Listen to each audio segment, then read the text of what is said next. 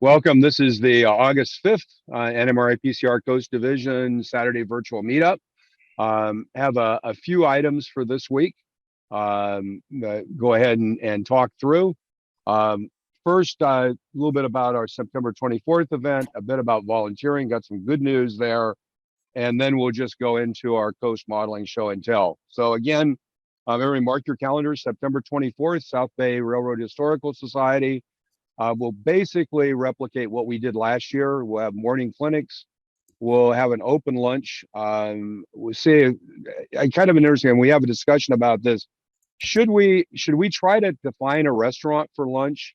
I mean, there's another option I've been thinking about, which is just from a coast perspective to go buy some sandwiches, Subway or something, cut them up and bring them for people to eat.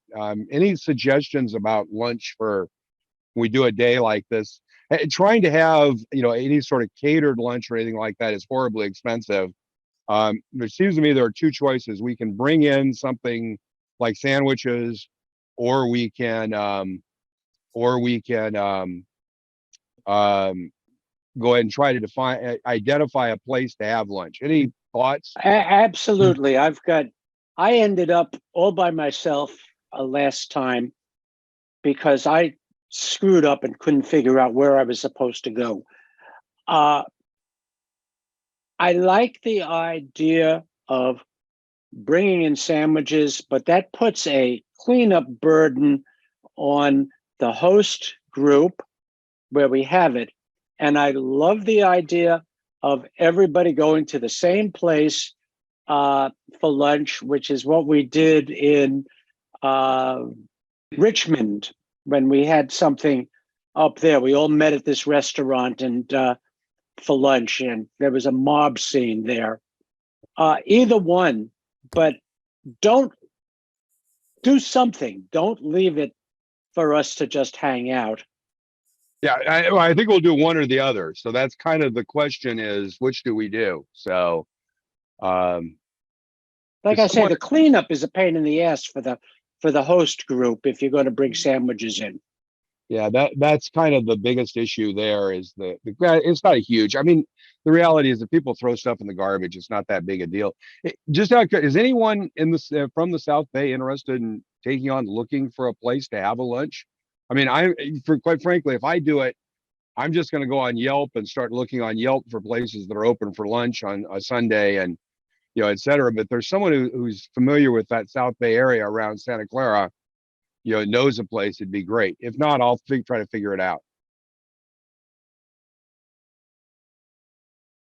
That was whistling past the graveyard. I don't think anybody on this call lives near Santa Clara. I'm 40 minutes away. Yeah, you're the same as I am. I was just hoping.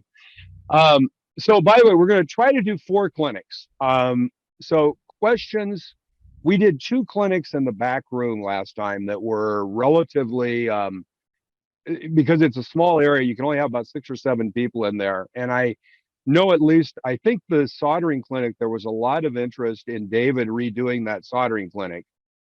Is there interest in that, or there's an alternative? It's just kind of one. David was talking about doing one about equipment and getting equipment, equipment readiness, etc. Is the soldering clinic of interest to people to do again? It was a good clinic. Yeah, I just don't know if it's worth trying. Yeah. If we'll get 7 people that want to do it again. But here's the thing: is if anyone has, a clinic they're interested in doing, let me know, because so we have the larger room where it's basically a presentation, PowerPoint presentation style. Then we've got the smaller room in the back where it's only going to be about 6 or 7 people, but it could be a demonstration of how to build a tree, how to whatever. So if you have something you'd be interested in doing, send me an email or send it to David Gibbons. I don't see David on here today. I know he had a commitment, I think, this morning. So and that'll be really good. I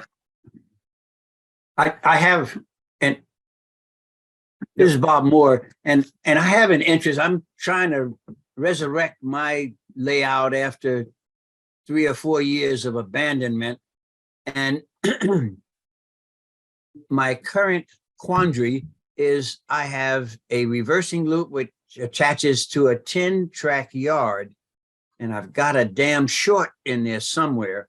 And I'm just looking for tips on, okay, if you've sort of overextended yourself, which Earl knows I do every now and then, and you got a layout that's a little more complicated, or you've been away from it and now you've forgotten your wiring, you didn't draw it, you didn't take pictures or whatever. And anyway, so I'm going through it, but it's been slow.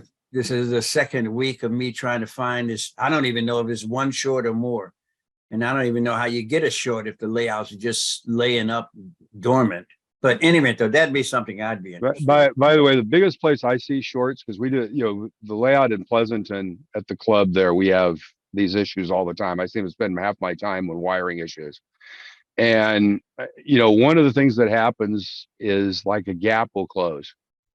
Like a frog gap will close somewhere.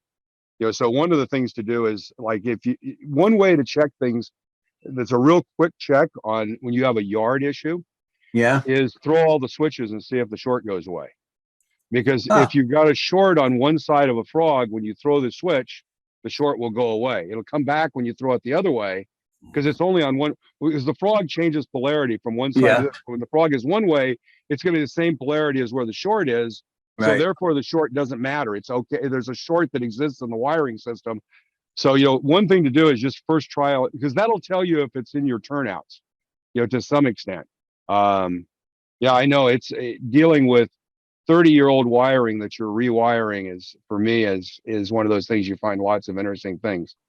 Why don't we come back and talk about that when we get back together? The other thing I wanted to ask everyone was, we're going to do some afternoon layout tours. I think we had too many layouts last time we did this. I think we had 9. Earl and I talked, and I think what we're going to do is just focus on some of the layouts in the Southern Peninsula, over in that area. So those of you who are in that area will probably we'll get an email in the next few days to have an open layout. So let's see the next. What's going on here? My mouse is getting weird. So volunteering, I had some really good news last night at the ACCR's picnic out in Pleasanton. I talked to Jim Haig, and he agreed that he will be our registrar. So thanks to Jim, we have a registrar. We still need a layout chair. Brian really doesn't want to go forward with it. This is, between us, this is a really cool role, because we have a fairly comprehensive list of layouts in the area, so you don't have to worry about that. Finding new layouts is important, but it's really more along the lines of when we have an event like the event on the 24th, going out and finding the 4 or 5 layouts to be open. And that role, I think, is a pretty cool role, because you get to talk to a lot of people and see a lot of layouts and stuff. For the convention, we still need a layout chair.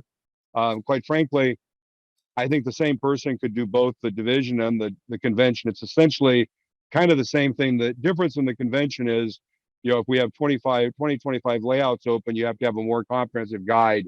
We'll help put that together. We're also looking for someone to do promotion. Not a huge amount of promotion, but somebody to kind of help manage it, make sure we have ads in the right places, and help us work through, what are the promotions we want to do with the other regions, et cetera. So, if you know someone, by the way, this doesn't have to be you. If you know someone who's a member that you think would be a good target, send me an email, and I will call them and do the recruiting. Just someone who's got kind of the right background. One of the things I found is most model railroaders don't have a marketing background. I know that's good or bad, but that seems to be true. And then we talked about September 24th, the clinics for the 24th, and layouts to be open. So with that, I drop back into just post modeling show and tell, and I think we can go back into the discussion about how do you find shorts, and go from there. Any other questions or comments before we start opening? Phil, anybody going to the narrow gauge or the NMRA National? You're going to both? Yeah. Wow. I ended up going to both. I ended up getting sucked into doing a build along clinic. a make and take or whatever they call it in the convention. And by the time I kind of decided, wasn't sure I really wanted to go. By the time I got to that point, that had 10 people sign up for it, and I didn't feel I could ghost them. Yeah. I felt that was inappropriate. I have to say, the national convention is a pretty expensive proposition. It's really, I looked at it, one of my good friends lives near there, and he says if you stay at that hotel, you almost have to eat there, and it's a fortune. Besides the $50 resort fee, and They actually, so to be fair, I saw just this chance. So I used to work in communications, the networking communication stuff, and there used to be a major event every year at the Gaylord in Florida, and the rooms were $300. They were like $279 plus a $20 or $30 resort fee, and and exactly that. You can't eat at the place. You can't have a meal for less than $15, and that's basically a really bad sandwich and nothing to drink. Any sort of real meal is expensive. So when they did it at that place, but what they did, I actually was impressed. They got a $179 room rate that includes the resort fee, which for the Gaylord is not. That's good. But it's not bad. Now there's a $22 parking fee, and you got to make the decision: do you need a car? And if you got a $22, but again, back to the meal thing, if you got a car, then you can go out and get some meals and stuff. So yeah, it's if you look at that, it's basically $200 a night, and then they add on an 8% sales tax and a 13% occupancy tax. So it's basically 25% up from that. So you're basically at $250 a night. And but everything's gotten expensive. The convention next year, we did a little bit of a trade-off. We got a little bit higher convention fee to get a good room rate because we wanted people to be able to come to the convention. Our thought was if you did a convention where nobody could afford the rooms, then all you're going to get are people that are local. So I agree, but you also have to get there, and pretty much at a national, you need a car. I've gone to a dozen or more nationals. I tried one time without a car, and all I was doing was trying to bum rides from people. That's not fun. It's interesting. I went to the one in Salt Lake, and I didn't get a car. And I actually got an Airbnb that was about 3 blocks from the convention for a very reasonable rate, and just walked over every day. Rented a car one day because I had a friend, and we went out to the Transcontinental Memorial out there. And I didn't find it was that bad because for that one, they didn't have any driving tours. And you were right downtown in Salt Lake, so there was lots of stuff around to eat and things. So I think the Gaylord's just the opposite. I think that without a car at the Gaylord, it will be very challenging, especially because, like you said, the meals are not inexpensive. So well, I hope you have fun. I know you will. we will see. It'll be interesting. It'll be here, let me find it. Yeah, it's almost like you need to sort of find an alternative to, other than like 2021 when we did it all virtual. But the actual cost of going to these to events, I know I'm looking at 2 of them a year, and it's just starting to become a major part of my budget. Yep. No, I think you're absolutely right. I think that's one of the challenges with these things is they've gotten expensive, and you're getting people to go is a huge challenge. Here, I'll show you. I'll share this. So this is the structure I'm doing for the make and take. This is from Victorian model. I say that we're going to stay there. Yeah, no, the rates are amazing. Yeah, it's a little cramped. So anyway, we're going to try to build that in 2 hours. So it'll be an interesting build. Can I share something, Phil? Certainly, feel free. This is open time. I'm not trying to dominate at all. So I'm doing my Saturday morning sales pitch for Sierra West scale models. I don't know how many of you guys look at the website, but Brett has been coming up with vehicles and things like that. And now he's got this, 1920s era compressor that's going to come on the market next Saturday, both HO and O. So I expect it's probably, his stuff's been coming out like in the $30 range. So probably something like that. But this, it's all 3D printed. The stuff is just incredible. And this is probably, 6 pieces, glue on the wheels, glue on the tongue, and paint and weather it. So it will be coming to me once he puts out a price. Cool. Yeah, it's going to be interesting to see. We did a thing with Wiseman, Keith Wiseman, and some folks, and the question of 3D printing came up, and it's just clear there's this real question about how this goes forward with the hobby versus casting techniques. Most of the stuff we buy is spin cast, and the white metal stuff is spin cast, and now all of a sudden you say you can 3D print something that's equivalent, and it's going to be very interesting to see how that goes together, because as these 3D printers get bigger beds, the thing that's interesting to think about is when you double the size of the bed, we all think you can double the size of the thing you print, because that's the way we think is about printing things. If I'm a business and I double the size of the bed, it means I doubled the efficiency of my print operation. Right? Because I can now, for the same amount of labor cost and almost the same amount of equipment cost, I can double my production just by adding more resin. Because I can, if you look at what we just looked at in HO scale, I mean, imagine on a 10 by 5 inch print bed, how many of those you could print at one time. And what's really interesting, this is the economics of this that are really interesting. Why I personally think there's a real change going to happen here. Is the thing that's interesting about FDM printing is if you print 2 of something, it takes twice as long. The thing about resin printing is you print 1 of something or you print 10 of something, it takes the same amount of time, because it's all on the time of the thing going up, and every time it shoots the whole deck at one shot. So the economics here, and I think he's on to this economics that says, you get a couple of printers, you get them running, and you print 10 items at once. And all of a sudden you've got, cost structures that begin to approach, the injection molding. So it's going to be very. If you talk to these kit guys, and I've talked to Brett, spin casting is gone. Right. Yeah. They're not going to do it. It's easier to draw the parts in Tinkercad or whatever, 3D print them. They're better. You don't have the heat and the mess, and the problem is yield on the spin casting. Right.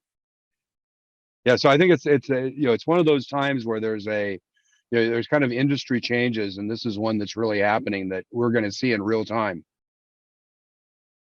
Yeah. Cool. The other little interesting thing that comes in with this, and I talked with Charlie about it, you look at those Jordan kits, and they're still going up in price on the web, but with 3D printing, you can print pretty much what those Jordan vehicles are.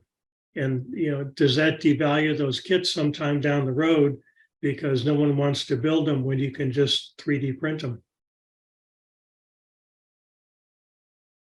And then that brings up the next question, which is, from a modeler perspective, are you a real modeler if you buy a 4-part 3D printed product versus a 50-part white metal product that you have to glue together?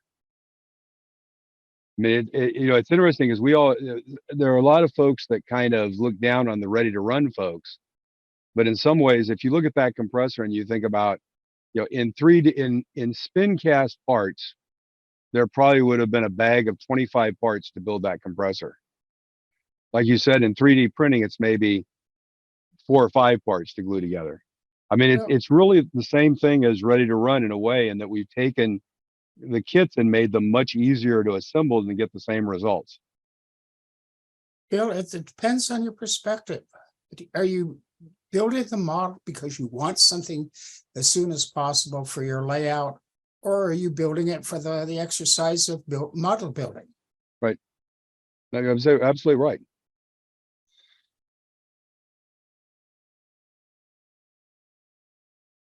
The big deal with like buying the 3D printed, you still have to finish it. And like if you look at what Brett's done and people like Earl, you know, there's a lot of work in finishing it to make it look real. So I've built so many white metal kits, I welcome not having to build those. Well, and then that's exactly what I was getting to, Frank, which is, you know, the point is, if you don't have to do that, well, do you want to do it anymore? Anyway, isn't it very interesting? So did anybody else get a free Soundtracks decoder? Free one? Soundtracks decoder. So Fran said he got his. I got mine. Yeah. I ended up having I found out about it. I think Fran mentioned it, and they put something out on their Facebook page. I found out about it last week. And basically what they had was a deal where if you sent in pictures and a video of a engine with a decoder in it, that, you know, installation pictures and a video of the engine running, they would give you a free decoder. So are you guys interested? I'll show you my video here if you're interested. It's hang on, let me it's a video, so I gotta go find it here. Is that TCS soundtracks or? No, it's Soundtracks. It's not Soundtracks and TCS are different. Yeah. And this is actually the Soundtracks. The guys they're back in Colorado.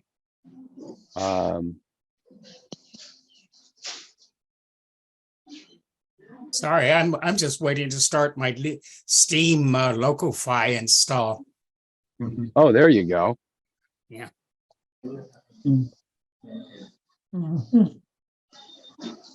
Okay, I got to see if I remember which one it is here. Let's take this one. Oh, hang on, that doesn't work. I got to go find the other ones. The problem is the iPhone files don't tend not to work very well. No, I sure don't.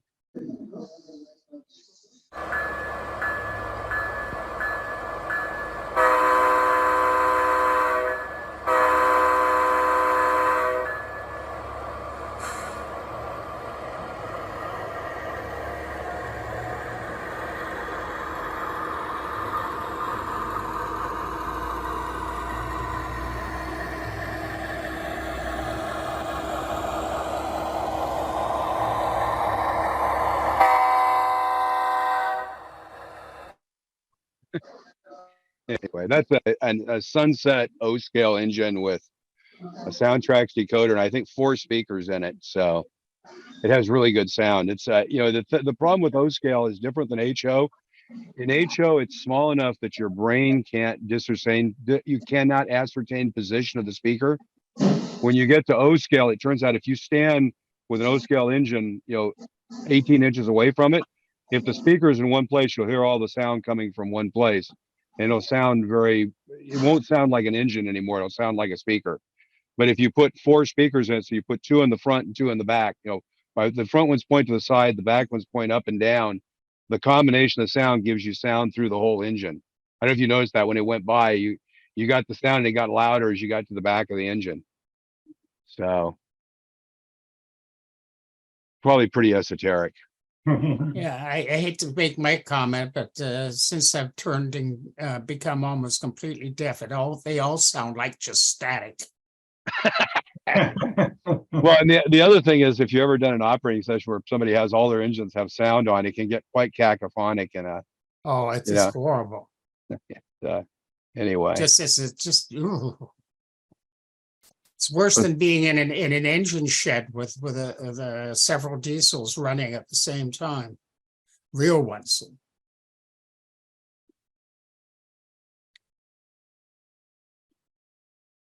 somebody had to do some good modeling this last week. I didn't. I was doing other stuff, so I've not done any great modeling at all. Some reason with the heat coming and going, it sort of just takes your energy away. I agree with that. I'm still working on my 4x4 foot table to put my test track on, and managed to start putting some folding legs in it underneath it. But boy, it gets too hot in the garage. See, I've got a problem. My as some people know, my layout is in the attic, which is as far away from the dirty part of the house, which is the basement, as I could get. And if it's not, I can't get up there because at this hour of the morning, it's already high 70s, early 80s kind of thing. So I've decided that I might as well accept it. I'm a winter modeler. I'm a winter modeler. We're the opposite of everybody back east. Their basements are freezing in the winter.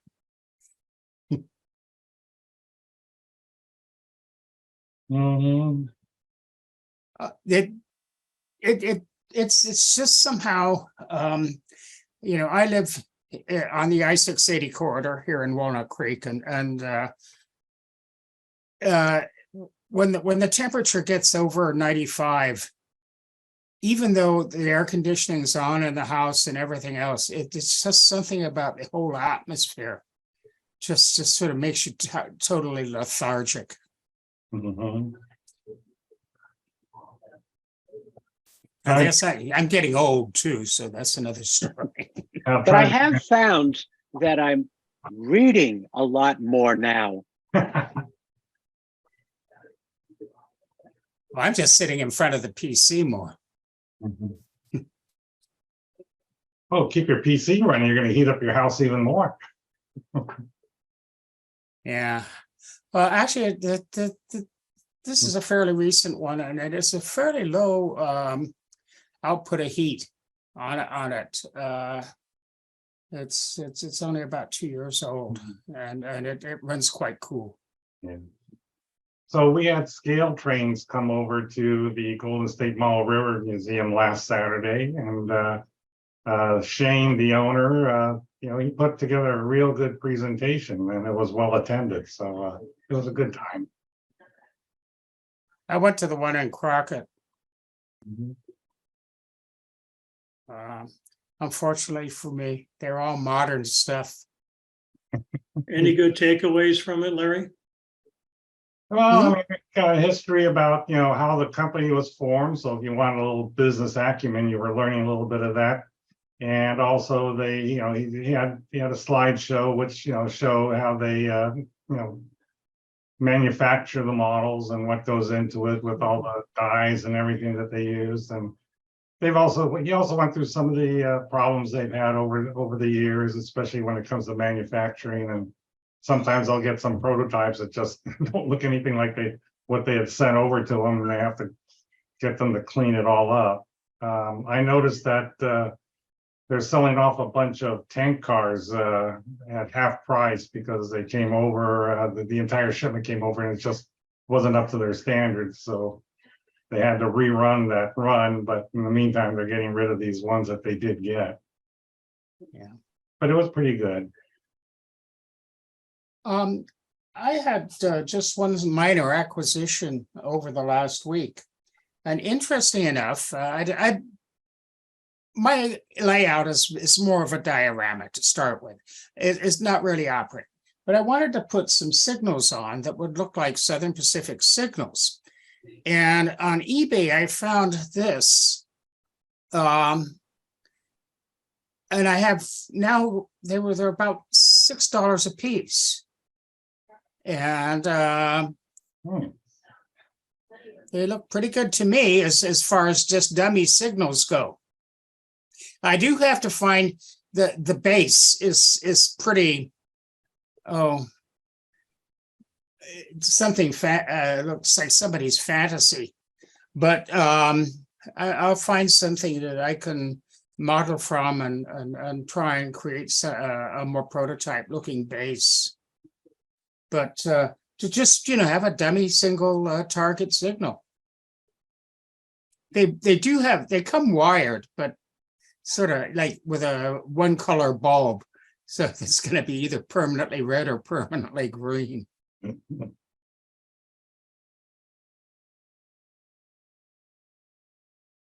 That's my modeling for the week. Now I have a question, and probably Earl or Frank would have the answer.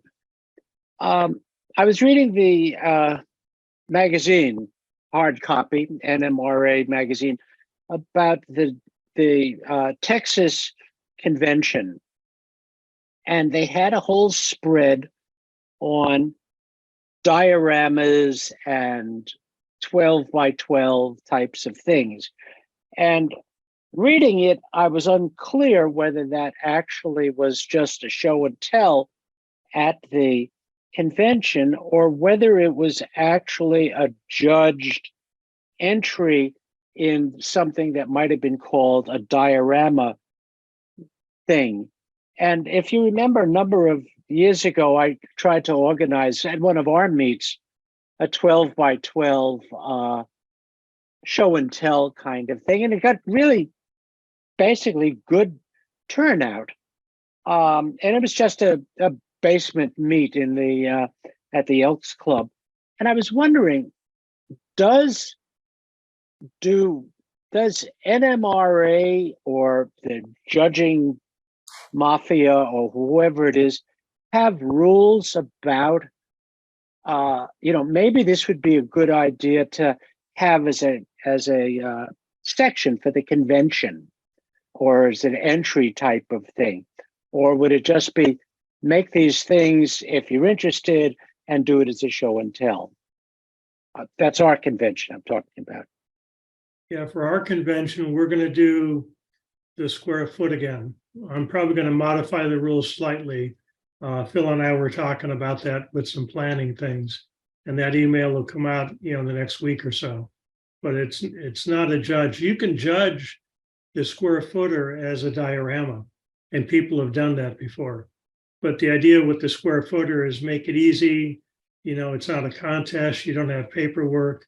Just trying to get some more entries. Yeah. I think the other thing about the square foot is that some of the entries that might be a most popular entry and are kind of whimsical might not be judged as highly as other ones. So I think you get different outcomes judged versus voting, because sometimes people do something, more whimsical. And by the way, it's probably not bad talking about what we talked about, which is the idea of making it 144 square inch challenge with a minimum of 4 inches on any side. So in other words, you could do a 12 by 12 if you wanted to, but you could also do a 4 inch by 3 foot. Yeah, I don't want to get a 1 inch by 12 foot entry. Right. So 4 inches would be kind of the minimum. But the idea is if you wanted to do something that represented a longer scene, a narrower, longer scene, you could do it. But the overall dimensions are 144 square inches.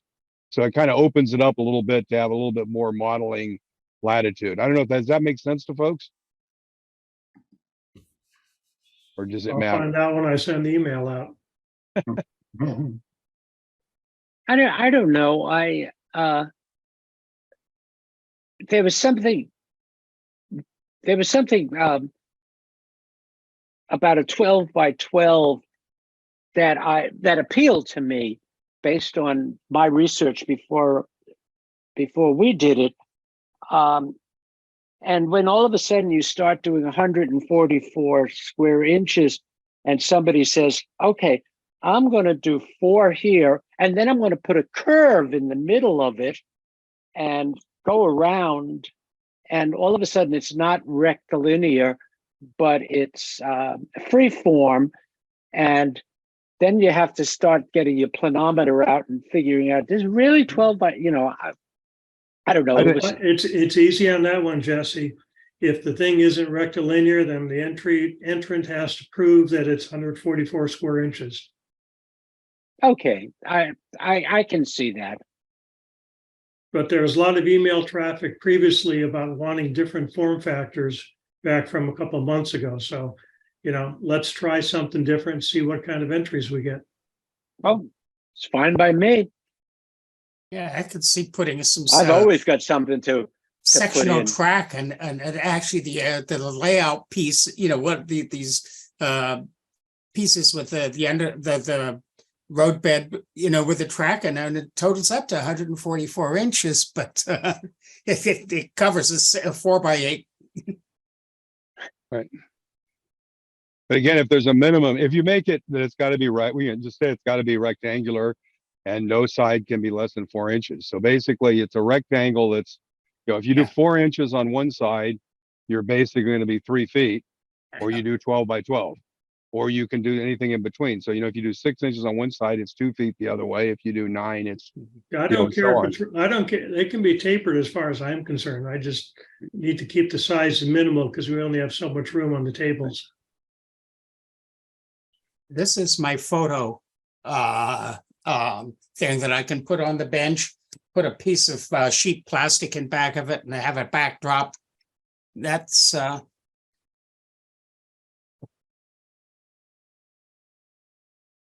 it's less than 244 square inches too. that's true.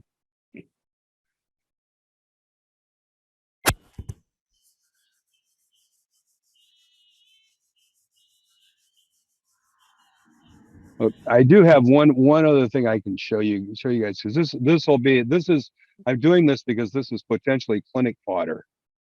Hang on, let me bring this up here so I can see it. There we go.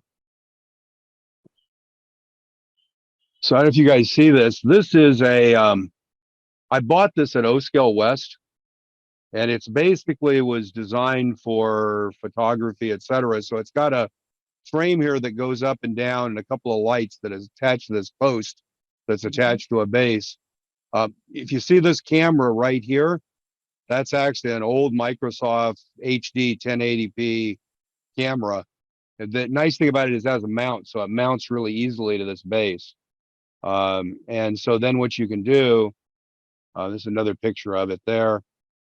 So this is actually, I don't think I have the pictures of the camera. I had pictures of the cat. You can kind of see it here. You kind of see right here. This is the image you get on the camera. It's actually a really good, it's a really clean image.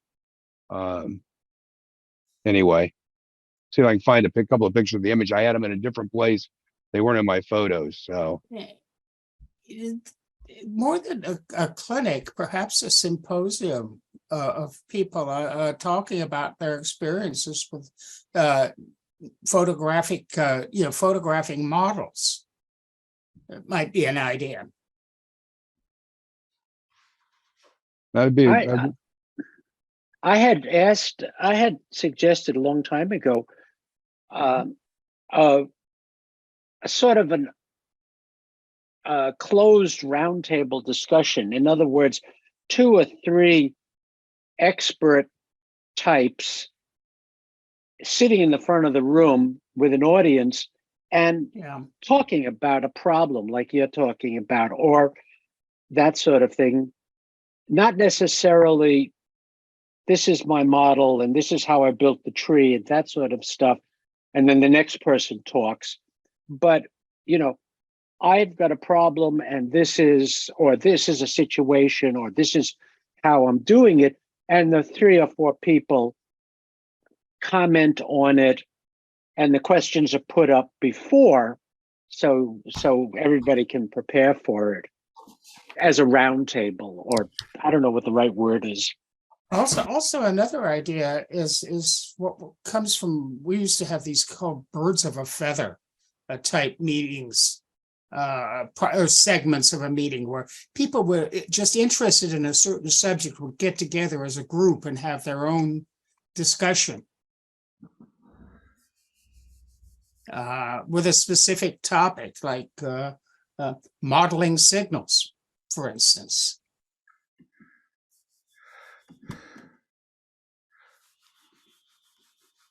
At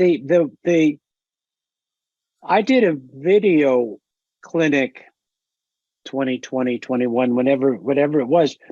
And after the clinic, there was sort of people could stay, and people who stayed, there was a sort of an open mic type of thing. Yeah. Where accessibility shortcuts. I was monitoring a lot of those during that session. but anyway, I'll show this. This is, so I actually put these in a slide and I forgot to put the slide up. So, this is kind of the table. These were some images. that you can actually do. So this one's pulled back a bit. The one in the upper right is zoomed in fairly close. And this is actually a 1/2 inch. These are, I think, 1/2 inch blocks here. So this guy's 6 inch. This is O scale figure, so he's 6 feet tall, 1 inch between two of these. So just some figures there that you can kind of see as how they look. So anyway, you might find that interesting. That if you've got something you wanted to demonstrate that was small, I think we have an interesting way to put it up.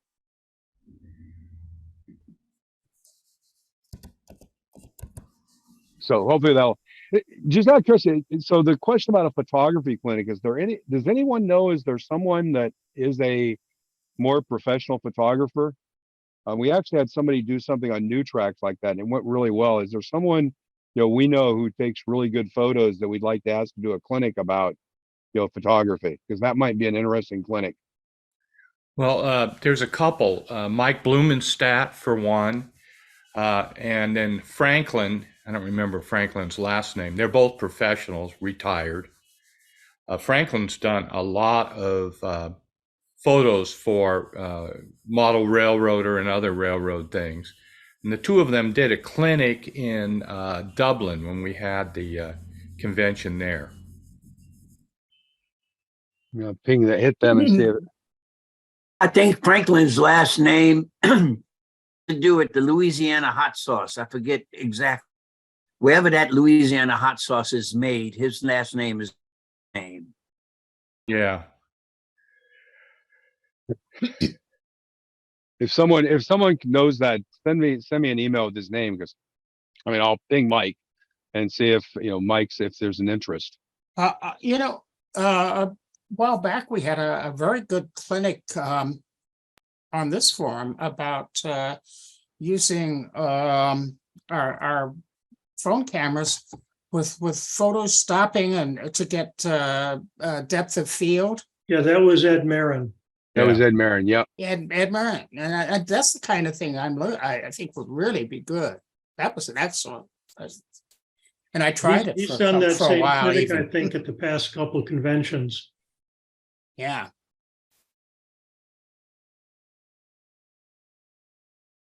But just the fact that most of us don't use regular cameras anymore, we use these. And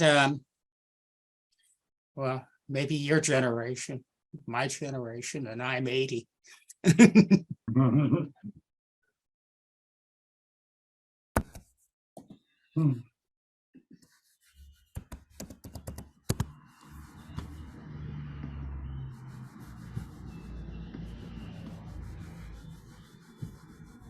So we're getting to some dead spots, guys. Yeah. Yeah, I think we're getting tired here. It's tiring. Yeah. Yeah. Yeah, I think the challenge is none of us are modeling. It's been summertime and nobody models during the summer, it seems like. Everybody's got other things that are going on. So Staying cool. Yeah, that's a big thing. but it's been a pretty cool summer, really, I think. It actually We've had a has. couple of Yeah. but it's only been a couple of days. I have to say, thankful. It's been nice. At least we haven't been living in Texas. I saw this thing about Phoenix that said that there were 14 days in a row it never got below 90, and Yeah, 25 actually, days in a row it got above 110. It's actually a whole month where over 110 every day. Right, but I've read some stuff that says that the daytime temperature is not the problem. The nighttime temperature is the problem, because My nothing cools down at night. My daughter and my grandson just left going back to San Antonio. So I can talk to you about heat and ignoring heat, which amazes me. What do you do all day? Well, I don't know. The kid wants to play. He's 5 years old. Oh, we go out to the park. We play basketball for a little while. I can't walk out the front door at those times of temperatures, and they're already running around. Oh, to be young. True. Well, I have to disagree with Phil about the daytime versus nighttime. I've moved now to Arizona from the Bay Area. My wife and I move into our new house in Goodyear, Arizona, in a senior resort community in 3 weeks. We're staying currently at my brother's condo in Surprise, Arizona.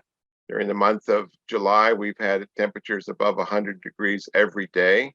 The average has been in the daytime about 105, and today will be 113. And stepping outside in the 11 or 12 o'clock in the afternoon is like stepping into a blast furnace. And it is brutal outside, but the inside, the air conditioner is working fine, and we keep it at 75, and everything's hunky-dory. But you do run your automobile air conditioner at full speed, full blast all the time when you're outside, and hope that it doesn't break down on you. Yeah, I think that's the important point is if you have air conditioning, daytime temperature is a problem. It's the people who don't have air conditioning. The nighttime temperature are killers.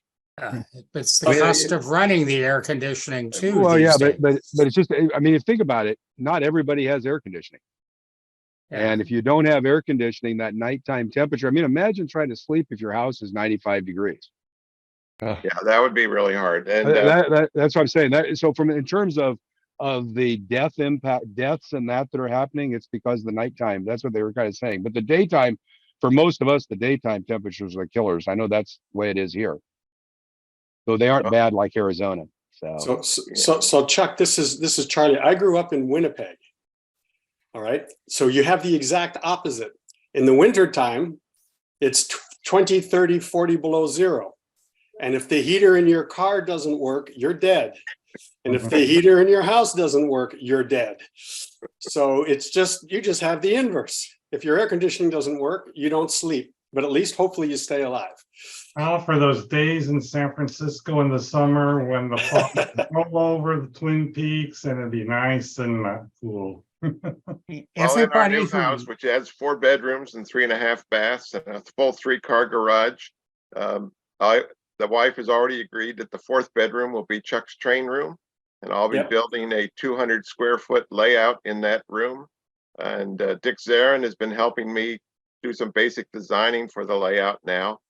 It'll be Baltimore and Ohio, Eastern US, mid 1950s layout when I finally get around to building it. Well, good. Yeah. Start sometime in the fall. Yeah, I'm building something in the 4th bedroom as well. I'm used to having a lot more space, so it's a challenge to do everything you want to do in a bedroom. So you're going to do modular, Charlie? Well, I think you saw my old layout. It was kind of done in sections. So what I did is kind of modules that are, 2 feet by 4 feet. So what I've done is I've taken 3 or 4 of them and I've tried to resize them to fit in the bedroom. And it's almost working. I took one, I cut it in, well, it was in half, it was in 2 modules bolted together. So I've separated them and put one on one side, one on the other, and then I'm building another module to join them to curve around to make things fit. So, but yeah, I'm trying to make it work. But yeah, having it in modules, at least I can reuse a lot of the stuff I had. there is a fantastic model railroad that was an ongoing thing in England by a man named Kevin Fair, and it's called Little Muddle, and it is all in an 8x8 room, and he has the U shape going around from a mainline junction around to a little small town terminal, and it's just an incredible thing in miniature to see. And if you ever get a chance to look it up on the internet, it's Little Muddle, Muddle, and you'll see what can be done in 8x8. Well, I'm looking forward to getting started on this in the fall, and don't expect to have too much trouble with my electronics. I do have a large collection of NCE stuff, PCC. And it turns out in the development that I'm moving into, one of the other residents there is Bruce Petrarca, otherwise known as Mr. DCC. Oh, wow. I haven't met him yet, but I hope that I get a chance to meet him at some time. And I'm already making connections with other layout owners in the Phoenix area, which I'm operating on. And I'm going to become probably the new superintendent of passenger train operations on Verrill Fosnight's Union Pacific Wyoming division. Oh, wow. As the fellow who's doing that is getting even longer in the tooth than I am, and he's very happy to see me help him to start to take over that part of the operation. So if you're ever out there to operate Verrill Fosnight's layout, I can guarantee you will have the opportunity to run at least 7 trains, 4 of which will be City of Streamliners for St. Louis, Los Angeles, San Francisco, and then the other all-coach Challenger, plus a few steam train powered like the Portland Rose and what's left of the San Francisco Overland. That sounds like fun. That'll be great. Yeah, and of course the layout's got a huge amount also of freight service too, but we passenger people, we just tell them to clear the tracks for us. We're coming through on schedule.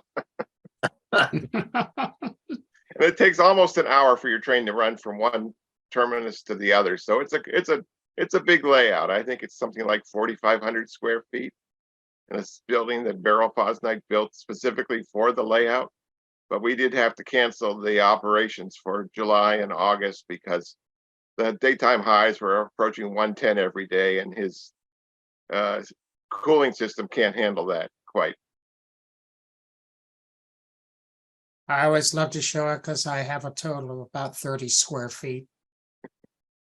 Yeah, I can. I say that have a Daryl's is question about fantastic you. layout to operate on, if you can make it out there. I have a question for you, and that is, okay, so you're not air conditioning the building. Do the tracks move Well, during the heat?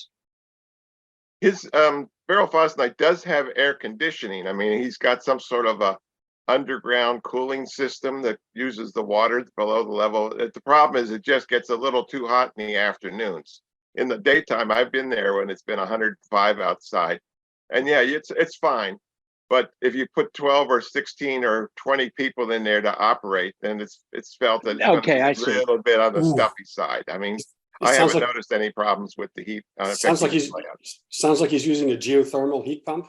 If you set Yeah, up I'm not sure what the detail is. He's a retired aerospace engineer from LA, and he seemed to have the building was built intentionally for his layout, including the heating cooling system that is somehow connected underground. But it just doesn't have quite enough when it's 110 every day for 7 days. That'll get anybody to say, I don't really want to go up there. It's about an hour and a half's drive for me from where I'm staying now to get to his place. Wow. It's a lot of fun. I've operated on it many, many times. He has 2 full-time employees who are doing nothing but building scenery and things at this point on the layout. And it's rather spectacular. It's on the web. And they also have a groups.io site that often has little posts about what they've been doing on their scenery. All I can say is that those of you who live in the northern part of the Inner Bay are blessed. The air conditioning with the fog coming in from the ocean every night. Yeah. The interesting story about that is, I've traveled a lot around the world, and you go almost everywhere I've been, you see somebody with a fleece jacket with the San Francisco logo on it. And, those are all the jackets that, you ask somebody, say, well, so you went to San Francisco in August and you went down to Fisherman's Wharf in shorts and a t-shirt because it was California. And you end up buying the $12 fleece jacket. They sell those for, I don't know what they are. They're probably $29.99 now. It used to be like $11.99 down on the Fisherman's Wharf. They had these racks of these cheap fleece jackets that people would buy and then take back all over the world. So yeah, the coldest winter I ever spent was a summer in August in San Francisco. We still talk about the standard uniform, if you will, on Telegraph Avenue here in Berkeley. It's sandals, shorts, and a down jacket. Mm-hmm. You never can tell. Yep. Always dress in layers because you never can. You gotta peel them off. or put them on. Yeah, I grew up out in for a couple of years out in the Sunset District of San Francisco, and out on 43rd Avenue, and I can remember summer was nothing more than a one gray day after another. And I mean, you wore your winter coat was worn all through summer. Winter, it was nice, but summer, ooh. So I'll show this. I do a video on a Wednesday night on the New Tracks things. We do a caboose video kind of at the end of the show, and I thought this one was really cool. So I'll share this, and you guys can see if you think it's interesting. This is about the best animation, one of the best kind of, I'll call it display animations I've seen. I think it's hang on. Of course, I have to find the right place where it is.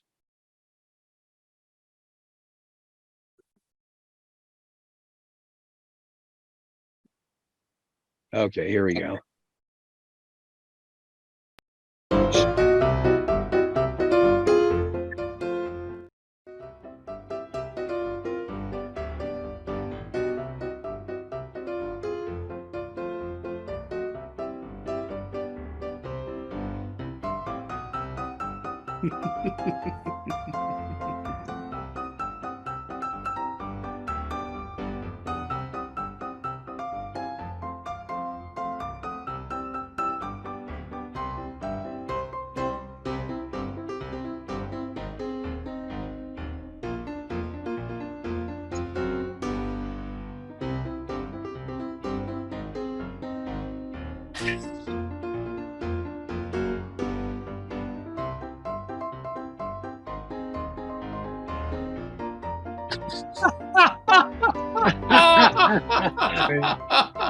Oh, God.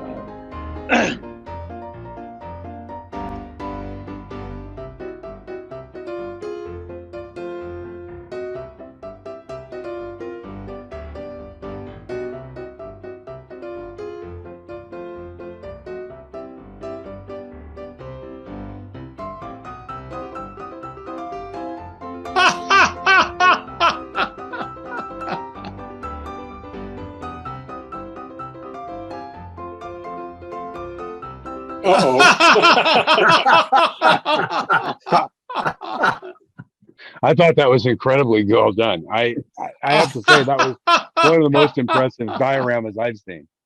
Oh, was- God, that was fabulous. Okay, take care, everybody. I have to go.